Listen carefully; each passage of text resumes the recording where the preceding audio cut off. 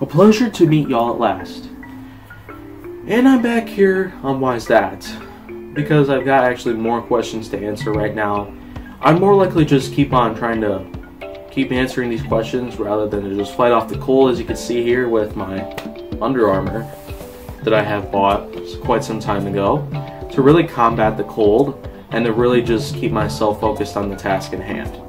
And the task at hand that I got right now is just to keep on answering all of these questions here. I've still got a few more, but I can only do so much whenever I'm using up all of my phone's space. I'm using my phone's camera to record right now, and I can only record so much right now.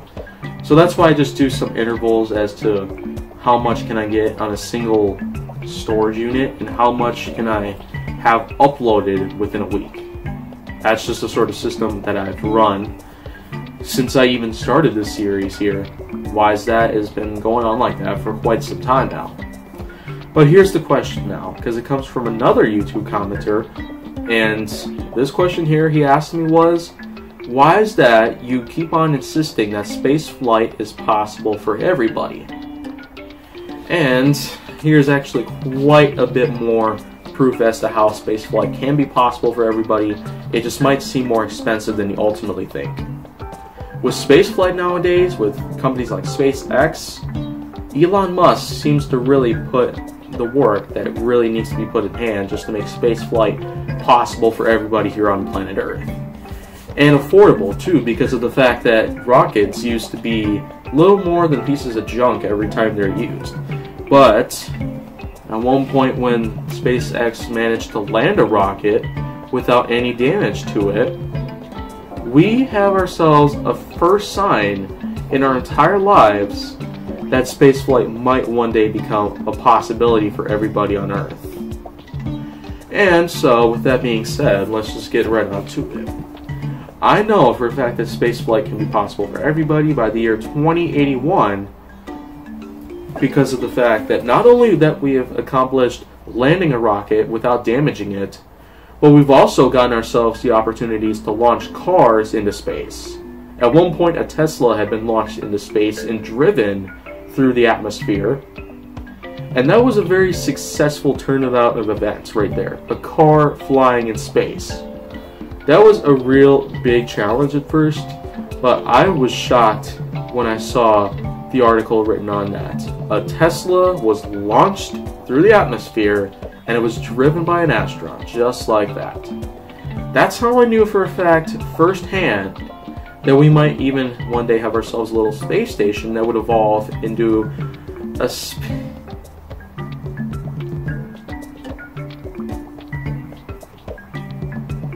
space town even. Something out there that we could have out there that may be worth the expense, just to have life colonize the stars. And of course, Earth shouldn't be the only planet that we colonize on the known universe. We've seen Mars as a very thoughtful opportunity, but not many of us have had ourselves golden opportunities to explore the planet. With Venus, however, it's much more risky down there. The gravity is quite stronger, and there's lots of poisonous gases out there that inhabit the planet. And it's much hotter in there because of the gases holding the heat in. Similar to the greenhouse effects that we have here on Earth. Mercury, though, would be way hotter than that because of the fact that it's much closer to the sun than Earth is. And the moon, of course, is the moon. We've already had ourselves lots of missions to the moon, thanks to NASA, over the last 50 plus years. No doubt thanks to Neil Armstrong being the first man on the planet to ever reach the moon and to ever actually walk on the moon. And since then, since 1969, we've had ourselves quite a big feat of accomplishments that have really taken our planet by storm as to how we will one day cross the atmosphere and possibly just inhabit another planet. We could involve interplanetary movement, interplanetary migration, interplanetary travel. Any of those would be a very successful opportunity. We just have to keep on working to get to such a point like that. And this is pretty much where I'd want to step in, because not at all have I had such experiences like any of those people out there that have gone into space, landed on the moon, have any other missions relative to any of those around there. But there's also a few other drawbacks that relate to as to how can such a project like that be so expensive. I mean, look at all the parts out there that we use today. I mean, there's hardly any other parts out there that we typically use just to propel the rocket, and we'd also need to have thousands of gallons of fuel just to fuel up an ordinary spacecraft that was about as large as the Saturn V or even the NASA Space Shuttle. There's also much better aircraft out there that we could use, spacecrafts even, that we could have ourselves a chance to fly through the ionosphere even, and just head out straight away from the Earth to head ourselves even to the moon. I mean, even if that was a possibility, we'd have ourselves quite a big feat of accomplishments at hand, showing that we will one day cross through the atmosphere, the ionosphere as well, travel away from Earth, and just find another planet out there that we can colonize without having any problems. Here's another problem, though, that we've come across, because there's just no telling what could happen if we even tried to land on those planets. Besides the fact that Jupiter has so much gravity that it could crush one's body, that Saturn's rings could easily just impound somebody, the fact that, well, Uranus has had that stupid joke with it for so long now, the fact that Pluto is no longer a planet, really, it's more likely just a dwarf planet, and it's just sitting way out there beyond Neptune.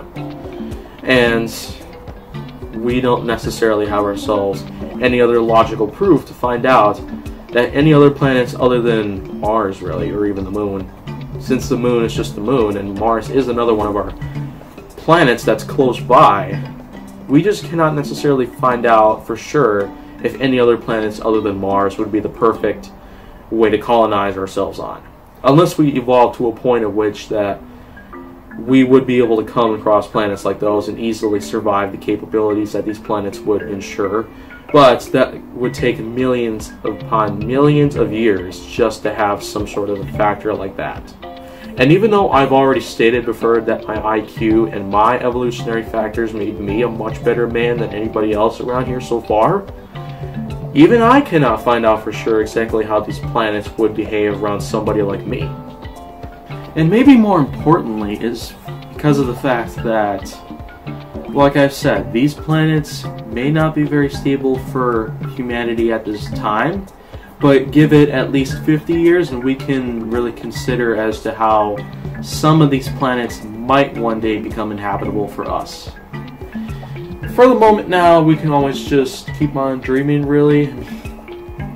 Because of the fact that SpaceX had finally managed to just land a rocket without getting any damage to it, we could be seeing actually some affordable spacecraft nowadays, because spacecraft used to just be junk after it had been launched and had come back down to Earth. But now, because of SpaceX landing a rocket successfully without causing any damage to it, that would be a golden opportunity to really save money and start investing in space travel for everybody around the world. And of course, I always want to do my part to start saving up for money to start funding for some campaign like this, or anything else that comes across in my mind. Until then, though, I can actually keep on waiting, and I can keep on doing some research as to how some of these planets might one day become a necessary piece of colonization for us. Because you just never know what in the world Earth is going to go under. There have been countless times within the last few thousand years that people have predicted that the world would end one day. 2021 is by far going to be our next opportunity to find out if that is true. Whereas with 2012 back then, I mean, I feared the worst, that something like that would happen. The entire world would go under hell. The entire world would be consumed by natural disasters across the board when that time came. But by the end of 2012, everything was fine. So in 2021, that would be our next opportunity to discover if the world is actually going to end or not. If it's true, then well, I might as well try to prepare myself for what the worst could happen. And if it's proven to be fake, then, well, I could just rest easy. Any other time that passes by, though, which that end of the world dates are being predicted around, we're going to keep on doing this little game of which that we go with real or not real. 2012 was proven not real. We have yet to prove 2021. That particular time in which the world would end is real or not. Same with any other date that comes across that we have found out to be some sort of a conspiracy related note. So, you pretty much just get the picture right there, because space travel is something I know can be a thing for anybody to have. An affordable thing for anybody to have. Just like with one's car being something affordable that anybody can have unless they don't have the money for it, or they just cannot afford it overall. I know space travel can be right for anybody, and it can be a very fun way, even, in a way, to really get around places. And of course, with space travel, we're not only going through the Earth's atmosphere, through all around the moon, we're also going to do what we can to get to other planets. But there's also another factor that plays into a really big aspect as to how hard space travel can ultimately be. The reason is because the time zone around Earth, if you've not already checked around the time zones around the entire planet and the one you're sitting on, Earth's orbit, depending on what kind of direction the sun is going at towards Earth, if you're standing right here, let's say, and this is the sun, like this hand over here, this is Earth. If the sun is heading this way, it's hitting Earth directly, that entire area of Earth is becoming shed with light. If the Earth were to rotate 180 degrees, then it would be dark on that side, and the other side would be light. That particular set of time in which that happens every 24 hours, in which that it occurs differently around the world, can also play into a really big aspect of what the whole area would be away from Earth. Because ultimately, when you do space travel, you're actually flying by through time, much faster than usual. On Earth, it's much normal, it's staying on course, but outside in space, no matter how far you're going, you're just going straight through the edges of time in a much faster rate compared to Earth. And this is because it's a much more complicated process out there in space as to how Earth would function. Earth's time flow is steady and on course, whereas with other parts of space, you just never know what kind of time zone you're going to end up in compared to Earth. And that, of course, is something I regularly fear about, because, get this, if I ended up going on space travel for only 15 hours, let's say, and then I come back, there's just no telling what kind of time zone I'd end up in. It would be days from that time that I left, it would be weeks, it would be months. Anybody could know why something like this would happen. But that ultimately is a really big picture that plays into how hard it could be to invest in space travel. Though, ultimately, I already found the answer for the question that you asked me.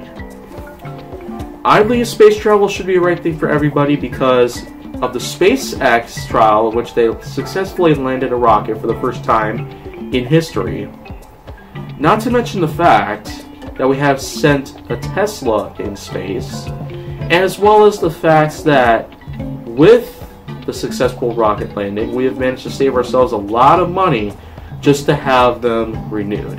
We can keep using the same rockets over and over again, so this way, later on, if we started investing in much better landing gear even, we'd have ourselves a golden opportunity ahead of us, probably even platinum, that would associate us with very great pieces of space travel that we've ever known possible.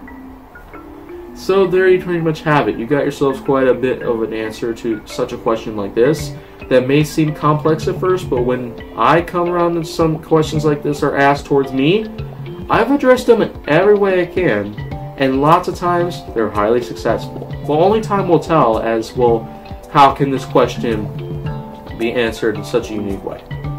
But only time will tell as to how great my answer is going to turn out on a question like this. However, there's actually going to be a lot more questions to come, and I'm always going to be by to answer them all. And if you want to see more, go down to my channel. Make sure that you like, subscribe, comment, follow me on social media, and stay on the Hollywood side.